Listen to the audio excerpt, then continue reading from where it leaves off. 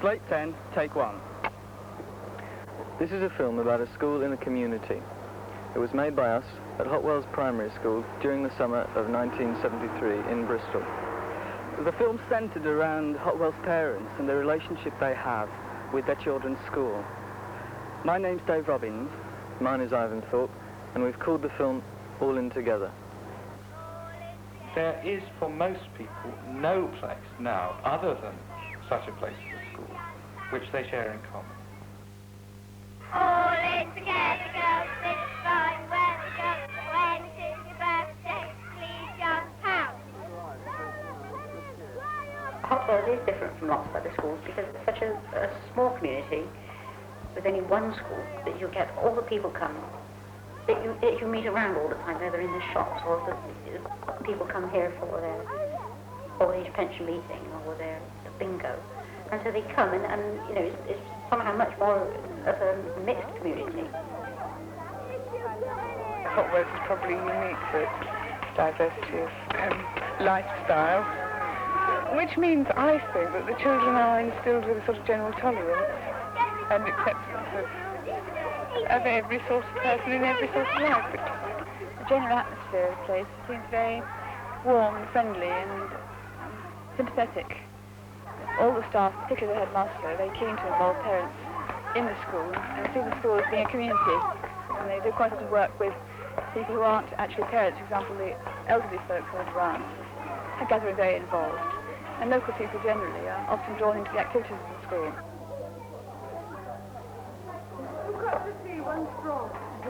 For instance, we have a mother whose children left our school at least 3 years ago, who continues to make a cake every Midsummer Fair, and it's a cake which we use for guessing the weight competition.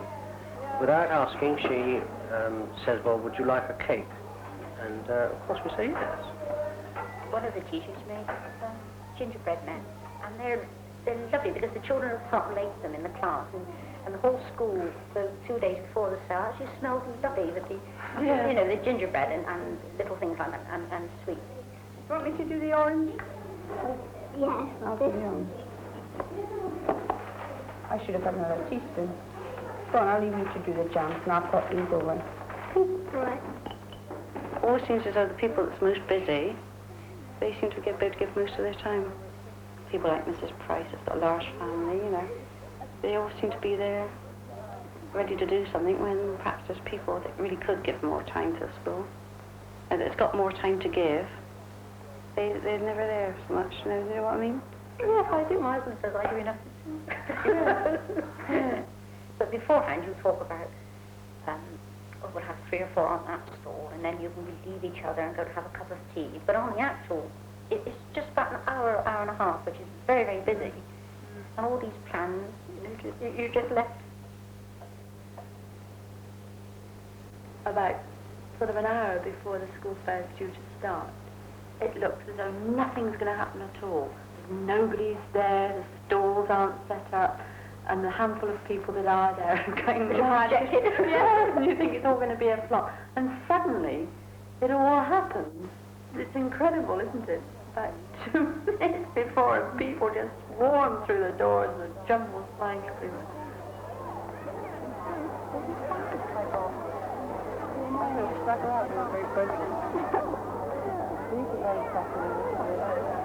If they've got 10 pence to spend, there's lots of little things they can buy. I mean, it's difficult to get the husbands organised before the summer fair. But when the summer fair actually starts to happen, they just suddenly come and they organise themselves, and off they go and help.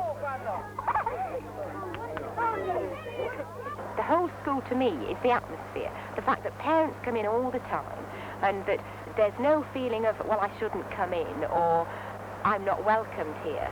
And I don't think that in that school there is any feeling that the school is something alien to the home.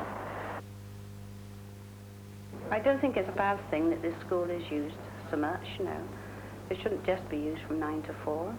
It doesn't cost that much more for heating to use it for lots of people in the evening as well.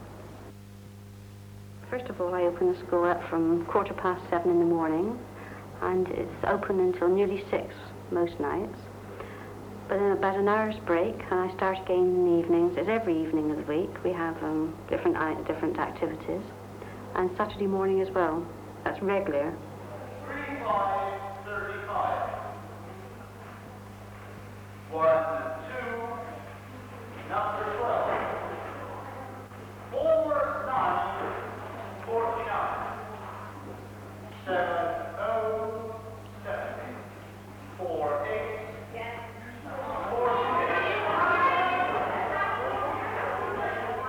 On about Friday night, every 2 weeks, we have bingo. And there's quite a few people who come, you know, all the regulars like Mrs. Kilmer, Mrs. Silk, Gregory Rafter, Peter Smythe, and all the other regulars who come from the old people's home. It's quite good fun, really, you know, lots of people win prizes, especially the old folk who like to win, because it's not fair, you know, if they don't win anything.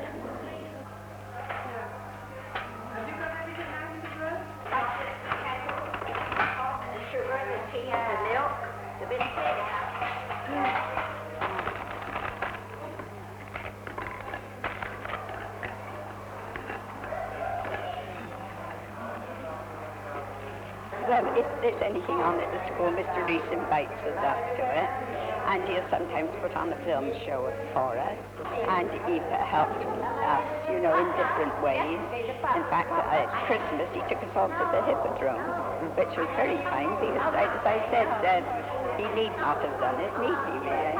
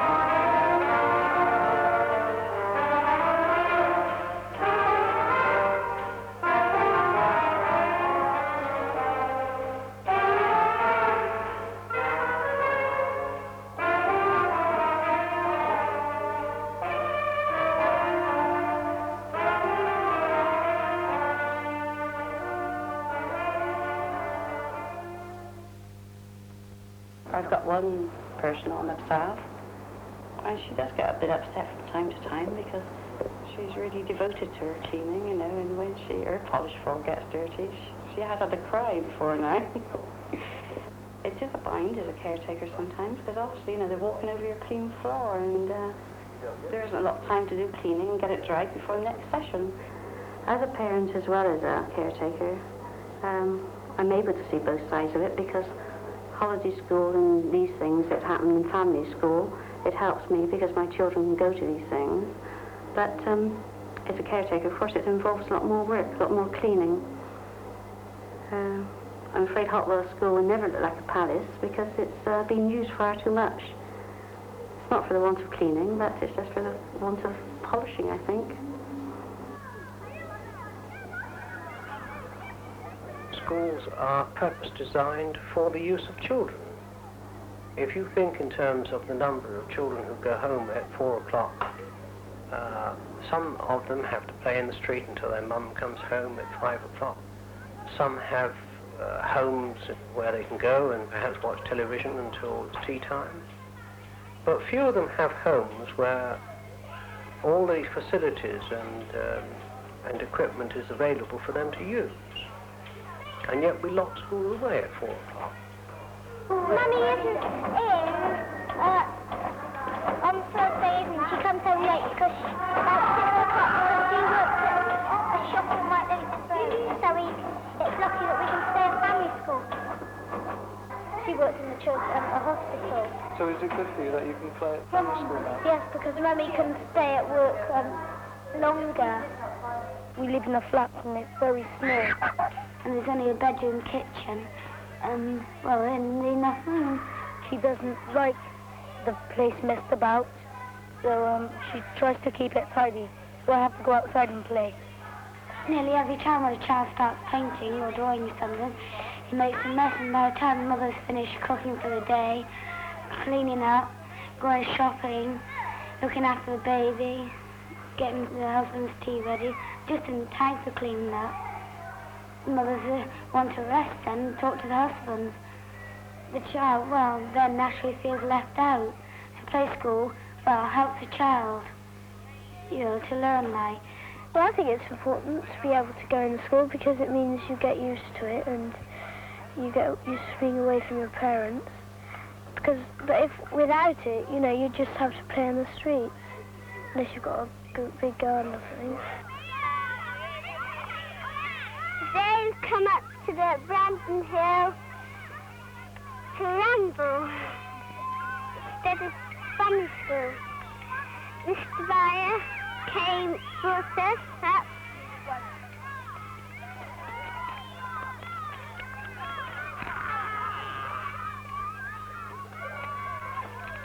There are lots of screens. Well, only 3 screens. And they're close frames. When we got up there, we have drink our Coca-Cola, and James Mason showed us how to flick the top of a Coca-Cola tin. Yeah, and he's got a spell. A number of schools, I believe, present around their schools almost a barrier, preventing people from coming in. And I consider this to be quite wrong. If you have a situation in the school where the barriers are up, you only break through into the school with a sufficient head of steam, the parents, to break the barriers down, and normally for that you've got to be concerned or angry or have some issue to raise. I think that we in education have a great public relations exercise to undertake, because I consider it terribly important that parents can be permitted to come in schools, can peek between the scenes and between the doors to find out exactly what goes on. And I think in this particular way, it will be for the benefit of the children in our schools. Well, it's nice to be able to come into the schools and they treat you like equals. And years ago, our mum would never go to school because, I mean, teachers was a bit above you years ago. I mean, if anything were in the children, you know that you can go out and talk about it. You can go into Hotwells for any other reason than trouble. This is one of the most important benefits, I think, from having parents, particularly mothers, but not always mothers, engaged in ancillary help. It means that parents are operating within an area of experience they can understand. This gives them confidence. It makes the school a place that they don't have to brace themselves against the unfamiliar when they enter the school. And in this way, by indirect and direct contacts, involving themselves in communal activities in the life of the school, quite a lot of education does brush off onto these parents. They help, you know, just to make the children happy, as well as their own children. But do you like seeing parents in school? Yeah, I like it very much. It's more joyful.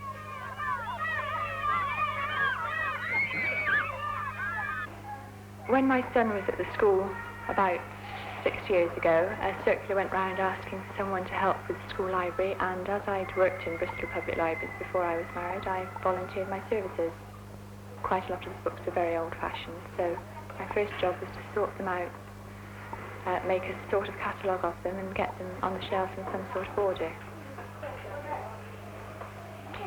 Now, when we have ladies in to help the children, they talk to them all the time, you see.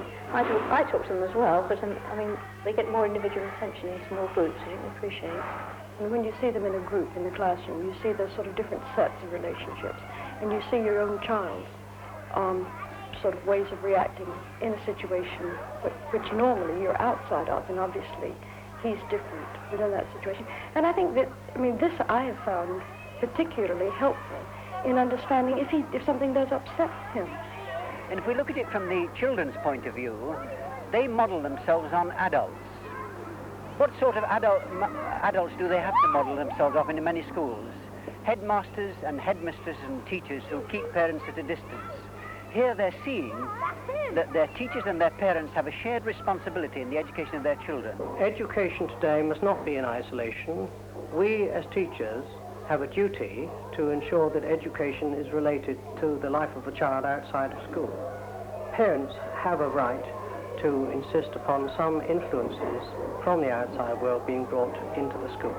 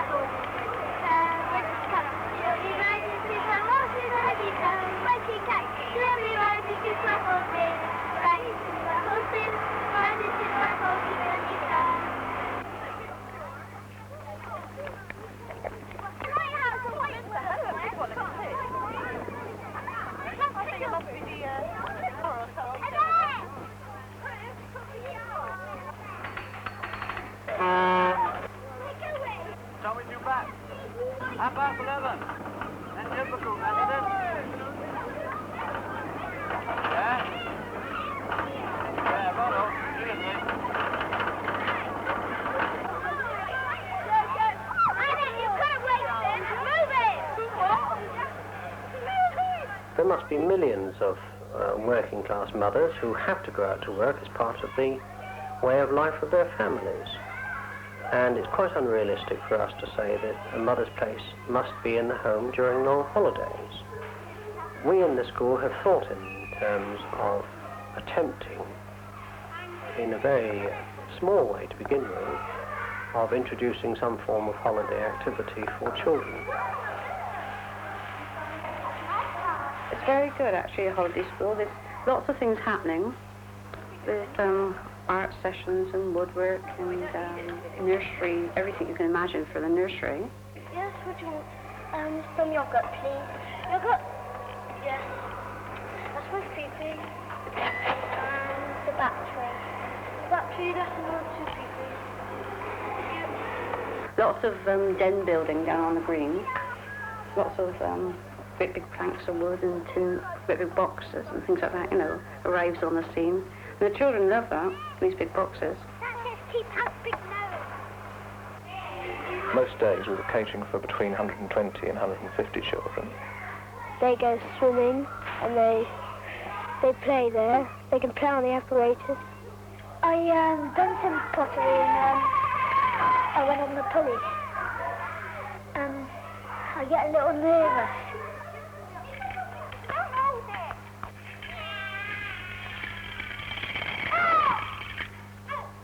At holiday school, we're supposed to be doing our spring cleaning during that time. But at the same time, we've got to keep an eye to the children that they're not climbing on my roofs and smashing windows or doing such what, you know. They sound as though they're terrible children, but they're not, you know, so just keep an eye to them. And they go on trips over to farms, have tea over there. Many of the parents helped in one way or another, but perhaps the most valuable help that was given to us was in providing transport for trips.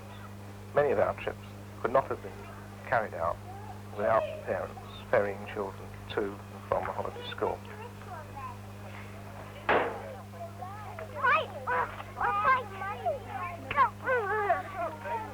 You don't fight him, David. He will fight. Oh, he just wanted to fight. David! Look at these deers here. I'll have a go at that, though. Hello. Hello. Hello. This toy's coming out. Look at that little thing. Big one, baby one's lying down. No, we're not. I'm not going to push you with that. And the other one. You see, just run out from the cage. They never used to have so many trips years ago because we didn't have so much money allotted, you see. But we couldn't afford to take them on all these trips. Well, now they take them out more. They don't get so bored, and they don't do, you know, make quite so much mess.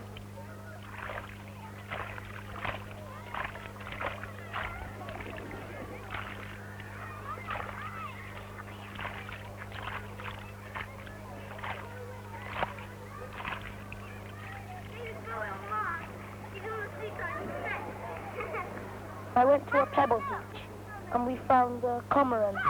It was a blackbird. It had wet feet. And we took our swimming trunks off and we had a little bathe. I mean, we put it on and had a little bathe. It's normally, I don't know how long he's Yes, your legs, think those proud.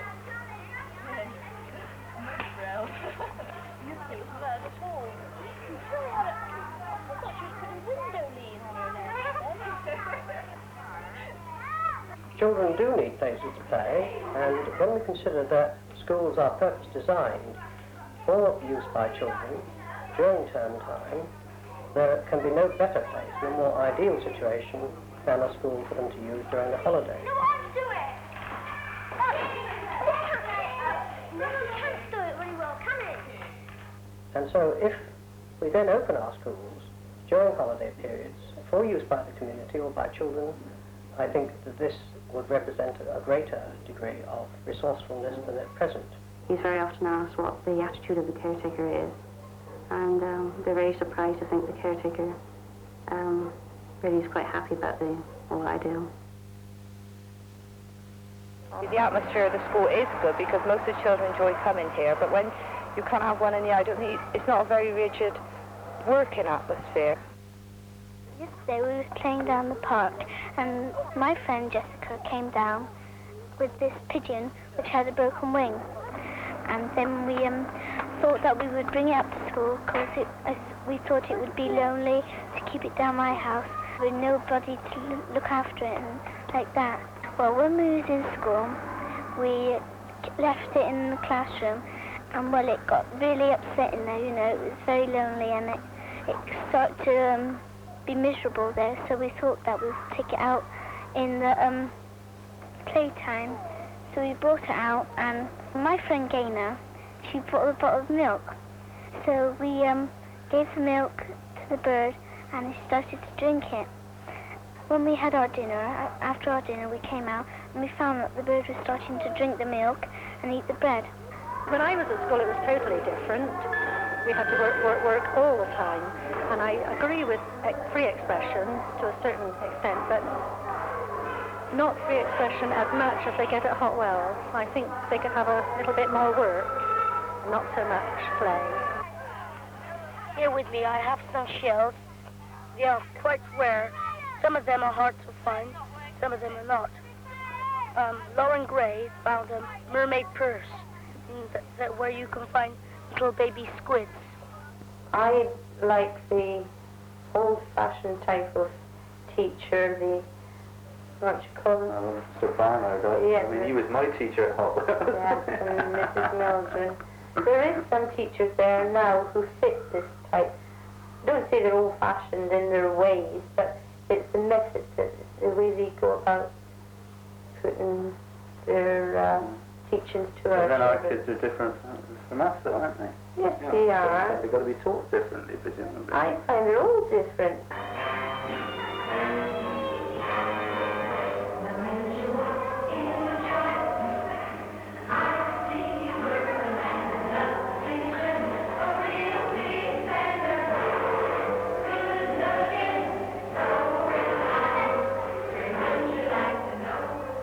I would dearly wish for every child to feel that his or her personality is a thing which is valued, and that this should shine through all its daily activities. Unfortunately, as far as I can see, having had many fourth-year children leave and go on to the comprehensive school, the confidence that we've built up, and this many people might think is a good thing or a bad thing, tends to be shattered a little. The children come back and they are no longer alive. Because I had a son who went to Hotwells, and he was happy as a sandboy at Hotwells. He was cock of the walk. And when he went to his comprehensive school, he had to, well, he was rubbing shoulders with children that had been in a grammar stream could have gone on to grammar school, but they opted out for the comprehensive teaching, or the parents did, I don't know for sure. But he found it terribly difficult to catch up with their standard of education, and that was children from other schools around, not from our own little school. But he's found his level now, I'm glad to say. He's caught up to their pace, and he's quite settled and happy now. But that first year was a heck of a struggle for him. And I think if he had been stretched, but, you know, given more of the 3 hours in my way of thinking, I think he wouldn't have had that struggle and it wouldn't have come so hard to him. It's a very fine line between developing a child's ability to stretch himself mentally in order to stretch his imagination and stretch his sensibility to other people, and the beginnings of programming a person into the kind of person that you want to see in 20 years' time. The 3 hours are still seen, as they are in Hotwells, I think, as nearly the whole of education, whereas in my opinion they're probably only a very small part of it. On the whole, professional people come from more articulate homes, and these people have the ability often to influence the way in which a school is pointing. Working class people, on the other hand, are stuck with a system. They cannot change the schooling of their children as articulate and professional people can, and they often have very little say about how schools are run. I think that PTAs ought to be more than just fundraisers. I think they ought to be partners in education. Education, as far as we're concerned in this school, is the result of a dialogue which goes on between parents and teachers. Well, about a year ago, when James was 7, we thought of taking him away from Hotwells School to Durden Park, which is a private fee-paying school, but with what we thought was a very good sort of free atmosphere there. At that time, he wasn't getting on at all well with the mistress that was teaching him in his class.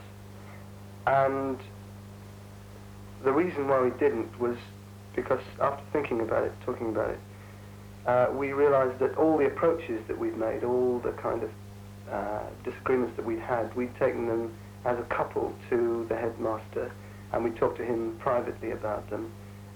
We had made no attempt to sort of get involved with PTA or to change what we thought was wrong. And I think, well, we both came to the conclusion that we ought to try every available point of access before making that decision, because he knew a lot of kids there, and obviously it would be quite an upheaval for him.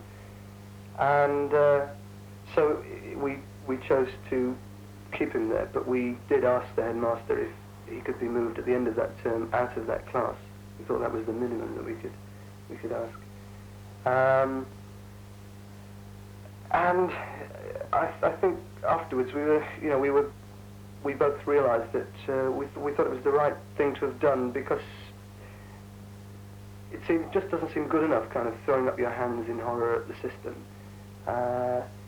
Seems very unfair somehow. The only thing that I think you can do is become involved with it through PTA or whatever organisation you can get into the school and criticise the school and perhaps help yourself to change the system and make it better for all the kids, not just your own kid, which you're trying to extract from a difficult situation. Many heads, for a variety of reasons, resist the formation of parent-teacher associations within their schools. Perhaps they resent the idea that parents can come in freely and discuss matters of interest about their children, but maybe they fear also that parents are likely to run their schools. I must confess that in all the years we have had a PTA in our school, not one parent has come with the offer of running my school for me or in any way interfering with the general organisation within the school.